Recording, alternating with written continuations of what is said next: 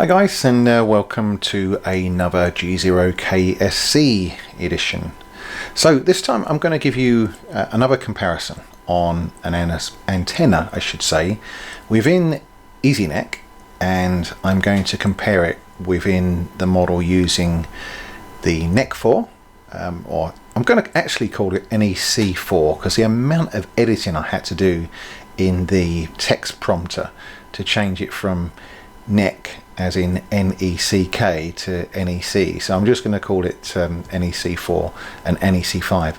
So we're going to use the EZNEC with the version 7, and it's the Pro version of 7. And I have, as I explained in some of the earlier videos, both the external models of NEC 4.2 and NEC 5.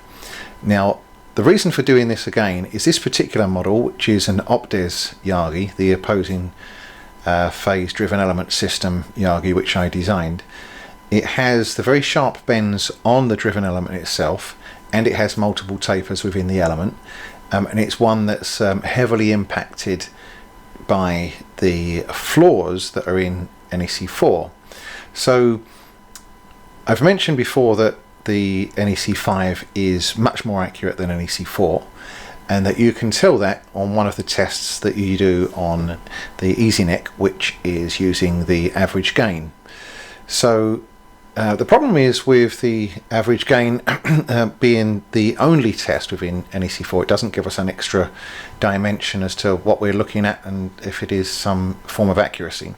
So this time I'm going to put the model from the exact model with the same segmentation and everything else into a format that can be accepted into the antenna simulator Ansoft, which doesn't use the NEC engines. It uses a modified method of moments engine, which is what the EZNEC and or I should say the NEC-4 and NEC-5 calculations or calculation engines are based upon, but it is very different other than that. So the interesting characteristic will be is how close the software result from quite a complex antenna being in the Ansoft software and then the EZNEC software, and then the comparisons between the two. So to show you how this looks, I'm going to bring this up into field and adjust it so that it's of the right kind of size to fit the viewing screen that we've got, and then what I will do also is to just resize the antenna in order that you can have a good look.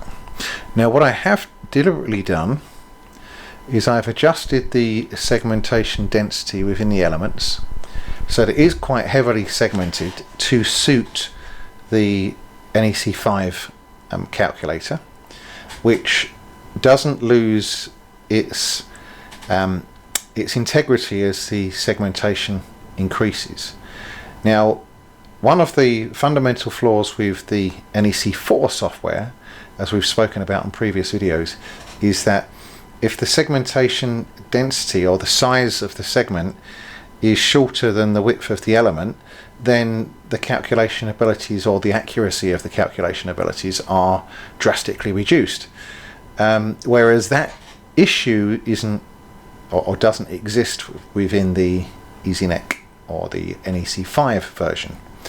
So that's how it looks, but it also means that there is going to be some errors that throw up within the NEC-4 version when we run that. So I'm switching to the external version, and you can see that it says adjacent segment is different in length or diameter because of that warning.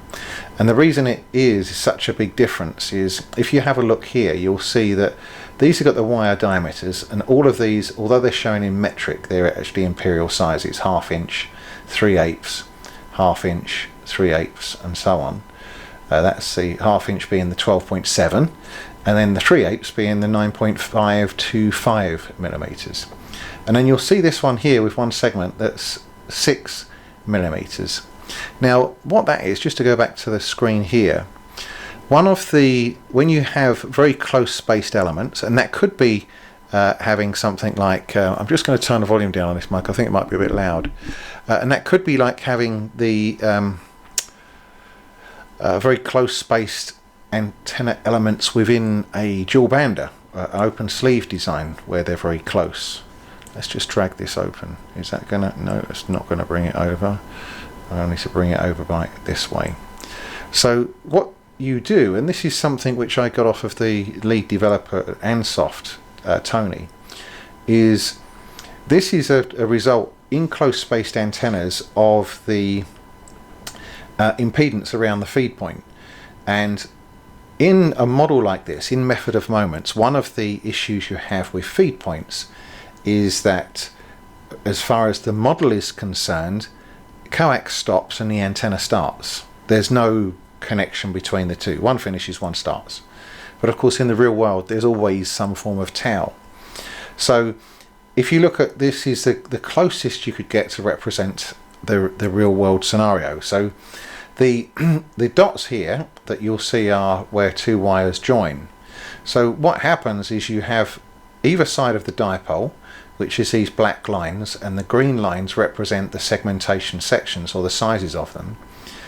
And then you have a single smaller wire, which is this 6mm wire, which joins the two together, and that's around 20mm gap, and then the feed point is in the middle there. So that smaller diameter at that point is representative of any taus that you would have. So if you imagine you've got your coax and then you've got your split off to go to the feed point, RF doesn't have any intelligence whatsoever. So as soon as the coax is no longer coaxial, i.e. you have a braid on one side and an inner core on the other, those are radiating and they're a part of your dipole. So the more they are away from the dipole itself and out of line with the other elements, the more detracted the antenna model will be from the real world result, or vice versa. And obviously that's a factor of frequency. So if you've got, say, 1-inch taus on a antenna on 20 meters, that's a fractional size as far as a 20-meter wavelength is concerned, so it's not going to make any difference whatsoever. If you've got the 1-inch taus on 2 meters, then it's a vast difference. You need to reduce those as much as possible. And to put that back again, and the reason I use 2 meters and 20 meters, if you were to have 1-inch taus on 2 meters, it's like having 10-inch tau sections from the coax to the driven element on 20 meters. You just wouldn't have them that long, would you? You would reduce it down as much as you can. So the ideal scenario is one where you can have the coax taus in as much of a T-shaped and not a Y-shaped as possible at that feed point, and keep them in line as much as possible. And if you can do that, this example of the feed point where you have the 6mm section between the two driven elements would be a good representation of the real world. So let's go back to the model itself, and what I'm going to do first is I'm going to run it in the NEC-4 to see what the average gain results are. So when you have a look, you can see the model. That's what it is as a 3D model here, and you can obviously select the azimuth or elevation plots. But if you look at the average gain result, it's 1.128, and that's still with aluminium, like a wire loss involved. Now ideally, if this was an accurate model, it would show us 0, 0. So let's take the wire loss off and we'll run the model again and see what it does. And you can see it says here 1.146. So it's suggesting that there is a huge error. And that's largely going to be because of all these tapers and bends that we have, and then the close spaced element. And if you had seen the last video, which I recommend that you do, you would know that this close spacing, the tapered elements and the bends are all areas where NEC-4, NEC-2 have issues. And when those issues, which would show small errors, are compounded or are together, so there's more than one, then those the effects of those are compounded and the area becomes even greater. So before we go on any further, let's just do an SWR sweep on this frequency, and you can see that it sits at the bottom of 50 megahertz and sort of going out of band. Now the reason for that is that I've adjusted the model to suit more the NEC-5, which is wholly more accurate. So the elements have been made slightly longer to cope for that, or to cater for that. And because generally in NEC-4 it's under predicting the size of the elements.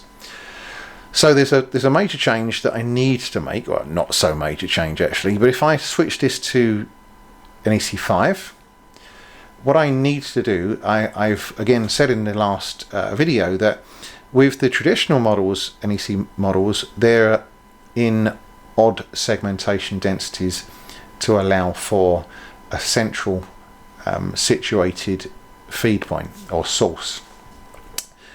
NEC-4 works completely different, so we need an even number. So I'm going to change that number from one segment in the middle to 2 to suit the NEC-5 calculator.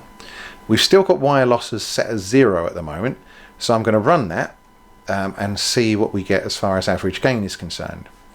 Now that's what we should have been seeing, 1.000, so 0.0. So we know that there aren't any errors within this model.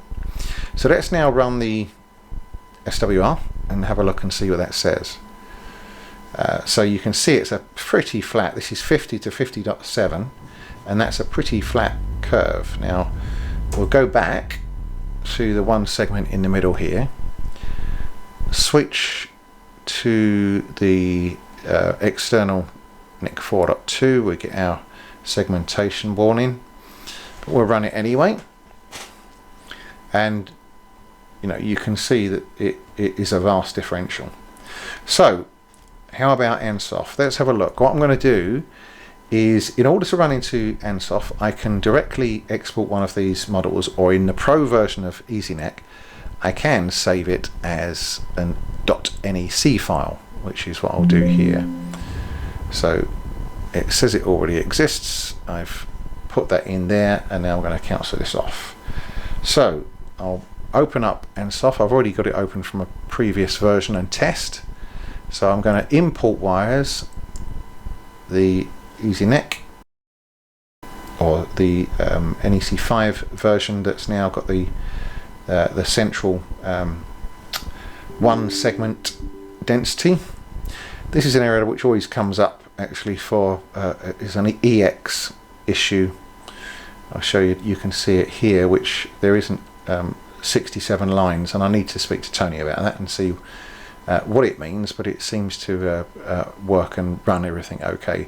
I'm going to go over in more detail the all the various different settings and things in Ansoft in a different video to give you an idea as to how this all works and what the comparisons are and so on. But this is the setup window, and it opens up as it would or opens up pretty much the same as this, no matter the model.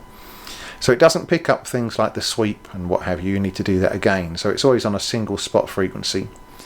So I'm going to change that to the 50.0 and this one to 50.7, and I'm going to change this to a 0.25 or 0.2 actually step.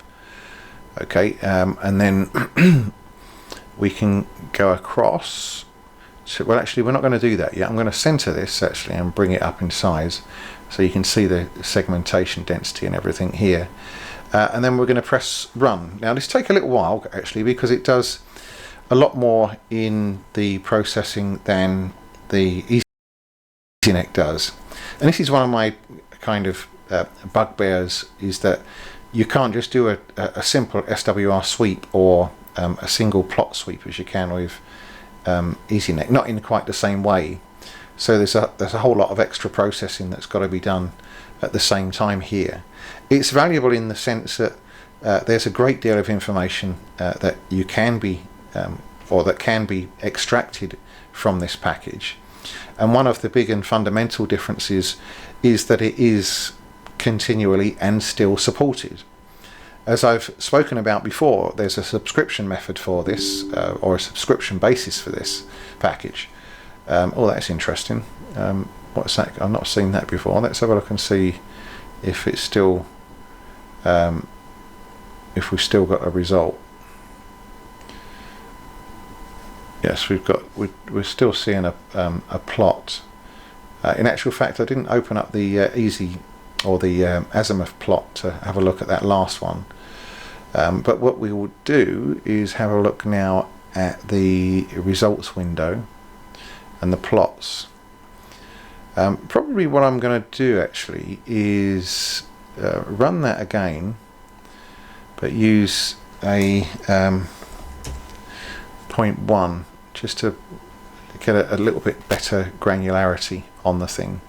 So yes, what I was saying is it's a subscription service. I think it's about, when I looked, it's about $400 a year, and that includes the software updates and support. And for me, the support is invaluable because there's a lot of features now that are in this package that weren't when I first came along. And I guess a lot of hams and people that are building antennas commercially or for whatever the purpose, that were using the EZNEC package, whilst they still do, they haven't got that support level if there are issues and faults.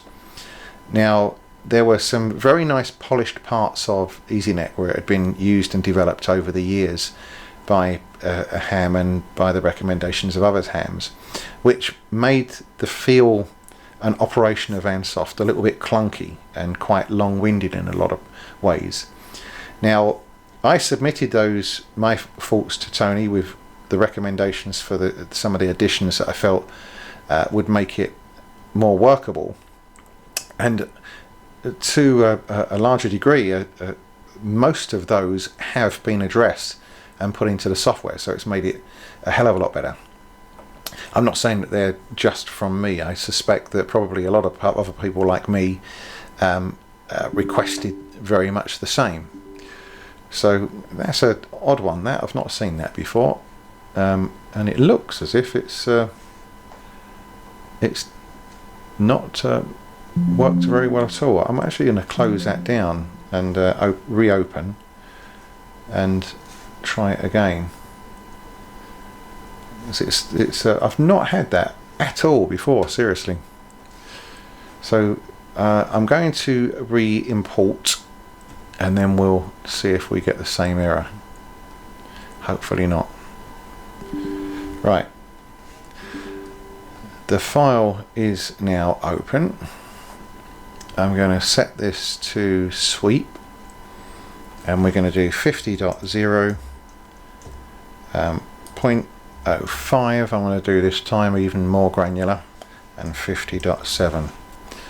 I'm going to click this here, this NGF. What it does is it allows the software, when it runs, to save a lot of the data in the first run, so it doesn't have to repeat the process in subsequent runs. So hopefully we get a result that we can compare on here. One of the disadvantages between the two is the SWR overlay isn't in the same format, so they don't track. So whereas this will show from an SWR of 1 up to infinite in a very short span, how the Ansoft does it is in like a lot of the commercial analyzers and software that HFSS would do it, so that this infinite line would be the highest level of SWR. So even if the SWR had the highest level of being 1.1, rather than, whereas this would be flat all the way along here and under that line here, 1.1 would be up here, so you would see a much more V-shaped result in whatever it was that you were running. So let's have a look now and see, and we'll look at the plots, and there we are. We've got some proper plots now. So I'm going to stick the dots on it, and we can see the shape, and as you can see, the highest point here is 1.09 to 1.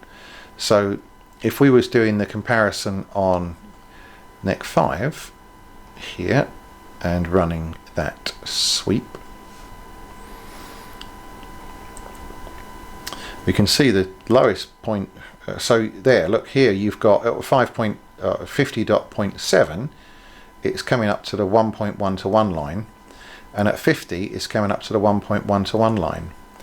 And if you have a look here, obviously it's a little bit higher on there, I guess, but here it's showing as 1.072 to 1 at 50, so under that 1.1 to 1, and then here it's probably 1.09 to 1, so very much in line with that, with a slight differential in the middle. And although this says here what 1.008, that's 1.018, so they're pretty damn close. You know, that's a very comparable result from two pieces of software, when all that we've changed is the segmentation density in the central piece, where we've got the feed point, from 2 segments to match the EZNEC with NEC-5 to 1 segment to match NEC-4 and then the calculation engine within Ansoft.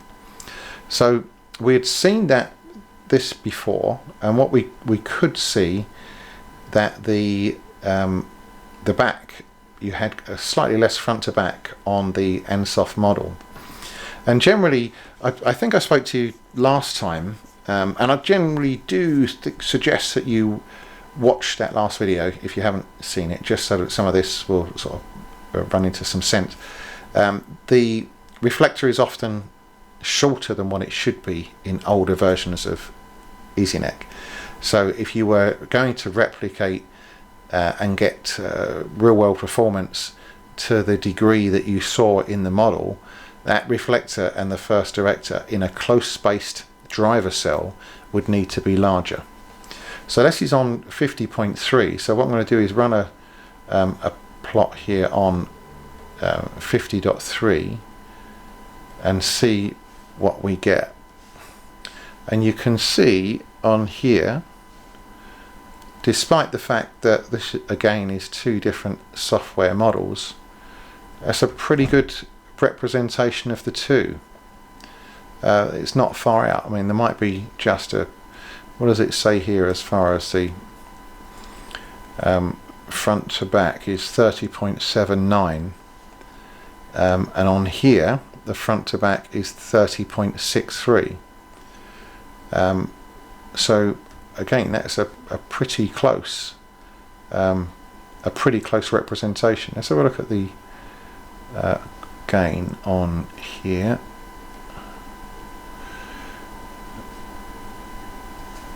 So 12.22 is what it says on here, 12.22 dBi, and on the NEC-5 12.19. That's, you know, you can't get much closer comparison than that. So again, when you're using 2 separate, completely very different pieces of software and comparing them like this, it gives you a great deal of comfort, if you like, in the accuracy of those results. And I know from first-hand experience, having built these, that closeness to the result is remarkably good. And when you get to aspects that deviate from the norm, or deviate from the thin wires that are required by the thin wire kernel in NEC-4 and NEC-2, then those deltas in accuracy are taken away. One of the ones that I did model first off was an AIS antenna for the 162 megahertz band, and for those, because they're commercial, going on the coast and stuff, I was using 5/8 inch elements, so 16 millimeters wide, so very thick elements. And there were originally, when using the NEC-4 versions, there was some finalization to do in the real world. You know, you had to finish them off on the sizes.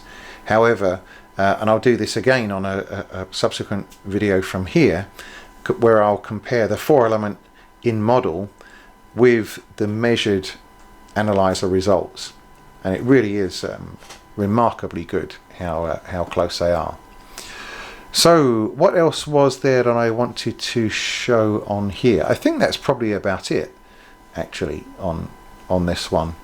So very much it's different on here on the results. You've got some other clever stuff here, calculations of feeders and feed lines, tuners and networks. People that know me well know I kind of try and avoid matching devices unless they're absolutely necessary, on the basis that however small any matching loss would be, if you haven't got to match, then you haven't got that loss, however small it may be.